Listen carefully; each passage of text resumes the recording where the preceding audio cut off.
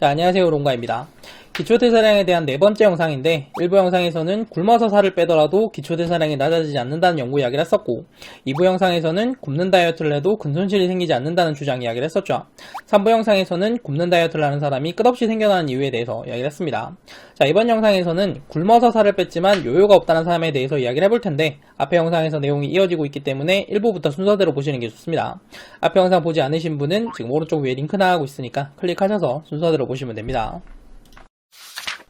자, 앞의 영상에서 굶는 다이어트나 저칼로리 식단을 하게 되면 기초대사량을 보호하기 위해서 활동대사량과 운동대사량이 낮아지는데, 활동대사량과 운동대사량이 낮아지면 하루에 소비하는 에너지의 총량이 낮아지기 때문에 같은 양의 음식을 먹었을 때 더 살찌기 쉬운 몸이 된다고 했었죠. 자, 그런데 줄어든 에너지의 총량에 맞춰서 먹는 음식의 양을 줄이고 계속해서 적은 양의 음식을 먹는다면 체중을 유지하는 게 가능합니다. 자, 실제로 굶어서 살을 뺀 다음에 저칼로리 식단으로 관리하시는 분들이 있죠. 이런 분들은 요요 없이 체중을 유지하는 게 가능합니다. 요요가 없기 때문에 문제가 없다고 생각하기 쉬운데 사실은 그렇지가 않아요. 기초대사량은 생명을 유지하기 위해서 꼭 필요하기 때문에 에너지가 부족한 상황에서도 보호하려는 반응이 있지만 저칼로리 식단을 오래 하는 경우에는 점점 낮아지게 됩니다. 활동대사량과 운동대사량이 낮아지면 근손실이 생긴다고 하셨는데 근손실 때문에 기초대사량이 낮아진다는 건가요? 그런 이야기는 아닙니다. 기초대사량에서 근육이 차지하는 비율은 전체의 20% 정도가 되는데 근손실이 생긴다고 하더라도 근육이 다 없어지는 게 아니라 일부만 손실되기 때문에 근손실로 낮아지는 기초대사량은 생각보다 많지가 않습니다. 기초대사량이 낮아진다고 하는 이유는 나머지 80%를 차지하는 주요 장기의 기능이 저하되기 때문이에요. 자, 근육을 사용하기 위해서는 산소와 에너지가 필요한데 산소는 폐를 통해서 몸에 공급되고 산소와 에너지는 피를 타고 근육으로 전달됩니다. 이 피를 근육까지 보내는 일을 하는 게 심장이죠. 운동을 많이 해서 근육을 많이 사용하고 근육에서 많은 산소와 에너지를 소비하게 되면 심장과 폐를 많이 사용하게 되면서 자연스럽게 심폐 능력이 높아지게 됩니다. 자, 반대로 활동량과 운동량이 줄어들어서 근육을 잘 사용하지 않게 되면 근손실이 생기면서 심장과 폐의 기능도 떨어지겠죠. 자, 그리고 음식을 적게 먹는다면 소화기관 역시 잘 사용하지 않게 되고 이런 상황이 계속되면 소화기관의 기능도 점점 떨어지게 됩니다. 다른 장기들도 다 비슷한 과정을 거치는데 이렇게 주요 장기의 기능이 다 떨어지게 되면 기초대사량이 낮아지게 되는 거죠. 자, 문제는 여기서 끝나는 게 아닙니다. 우리가 흔히 체지방이라고 부르는 지방은 크게 내장지방과 피하지방 두 가지로 나눠집니다. 내장지방은 내장 바로 옆에 붙어있는 지방을 말하는데 내장에서 가깝기 때문에 에너지로 활용하기 좋은 특징이 있어서 주로 에너지를 공급하는 에너지 창고의 역할을 하는 지방이에요. 자, 반대로 피하지방은 피부 바로 아래쪽에 있는 지방을 말하는데 내장에서 거리가 멀기 때문에 에너지로 활용하기는 좀 어려운 지방입니다. 대신에 근육을 감싸는 형태로 몸 전체에 퍼져 있는 지방이라서 외부의 충격에서 몸을 보호하고 체온을 보온하는 옷의 역할을 하는 지방이에요. 자, 사람은 일정한 체온이 유지되어야 되는 정온동물이죠. 자, 그런데 근육은 사용하면 열이 발생한다는 특징이 있어요. 근육이 많고 활동량이 많은 사람은 몸 안에서 많은 열이 발생하게 되는데 체온을 유지하기 위해서는 이 열을 몸 밖으로 내보내야 됩니다. 그런데 보온 기능이 있는 피하지방이 많다면 열을 내보내기가 어렵겠죠.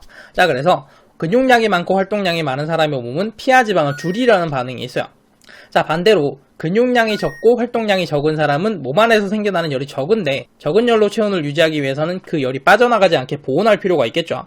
자, 그래서 근육량과 활동량이 적은 사람의 몸은 피하지방을 늘리려는 반응이 있어요. 자, 이것 때문에 근육이 많은 남자의 비만은 주로 내장지방형 비만이 많고 근육이 적은 여자의 비만은 주로 피하지방형 비만이 많습니다. 자, 그러면 저칼로리 식단을 해서 근손실이 생기고 활동량과 운동량이 줄어들면 어떻게 될까요? 근육량이 줄어들고 대신 피하지방량이 늘어나게 됩니다. 자, 근육은 체지방보다 밀도가 높기 때문에 더 무겁다는 특징이 있습니다. 그래서 근육량이 줄어들고 피하지방이 늘어나게 되면 체중은 오히려 줄어들게 돼요.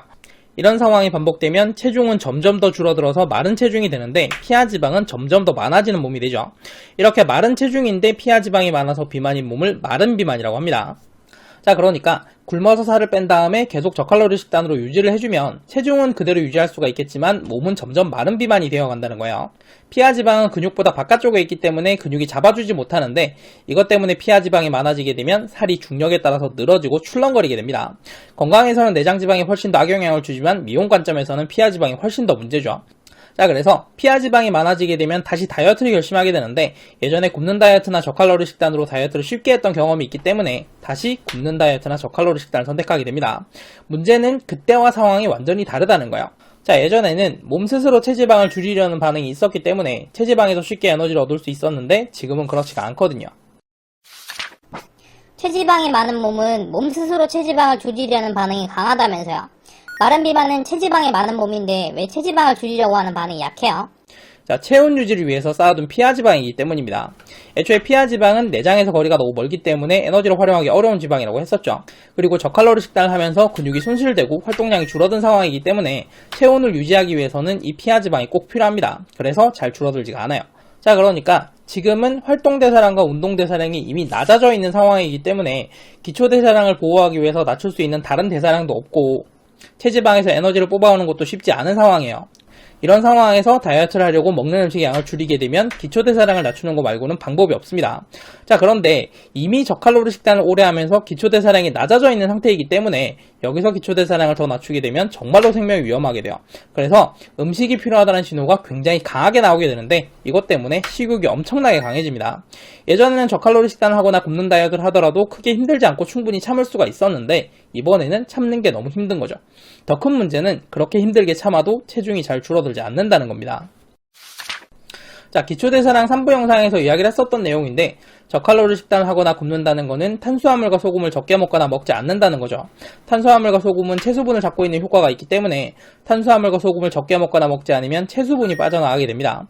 체수분이 빠져나가면 그 무게만큼 체중이 줄어들겠죠. 자, 그리고 음식을 적게 먹거나 먹지 않으면 위장에 머무르는 음식물과 대변의 양이 줄어들게 되는데 이것도 줄어든 만큼 체중이 줄어들게 됩니다. 자, 그래서 굶는 다이어트나 저칼로리 식단을 처음 하게 되면 체중이 굉장히 빨리 줄어드는 현상이 있어요. 그런데 굶어서 살을 뺀 다음에 저칼로리 식단으로 계속 관리를 하고 있었다면 애초에 먹고 있던 탄수화물과 소금의 양이 적었기 때문에 몸에 머무르는 체수분의 양이 많지가 않고 먹는 음식의 양이 적기 때문에 위장에 머무르는 음식물과 대변의 양이 많지가 않죠. 이런 상황에서는 굶는다고 하더라도 체중이 잘 줄어들지가 않아요. 빠져나갈 체수분 음식물 대변의 양이 원래부터 적었으니까요.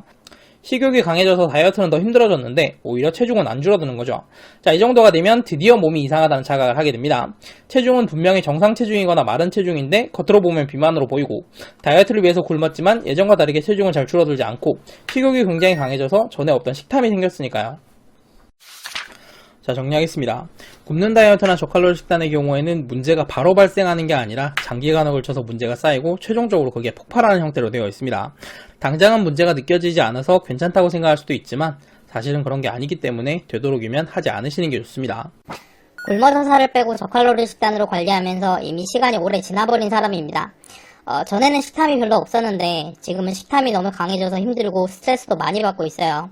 식단을 하고 싶긴 한데 먹어도 소화도 잘 안 되는 것 같고 아이스크림이나 케이크 같은 음식이 먹고 싶은 욕구가 너무 강해서 식단을 지키기도 힘드네요. 병원에 갔더니 소화기관이 많이 안 좋아졌다고 부드러운 음식을 먹으라고 하는데 롱가님은 그런 음식은 소화 흡수가 빨라서 살찌는 음식이라고 하셨잖아요. 저는 어떻게 해야 될까요? 자, 다음 영상에서는 이 질문에 대해서 이야기를 좀 해보도록 하겠습니다. 지금 화면에 영상이 2개가 나오고 있을 텐데 다음 영상이 완성되면 오른쪽에 나오도록 해두겠습니다. 오른쪽 영상이 기초대사량 5부 영상이 아니라면 아직 만드는 중이니까 며칠만 좀 기다려주시고요. 이번 영상이 도움되셨다면 구독과 좋아요 부탁드리고 저는 다음 영상으로 다시 돌아오겠습니다. 감사합니다.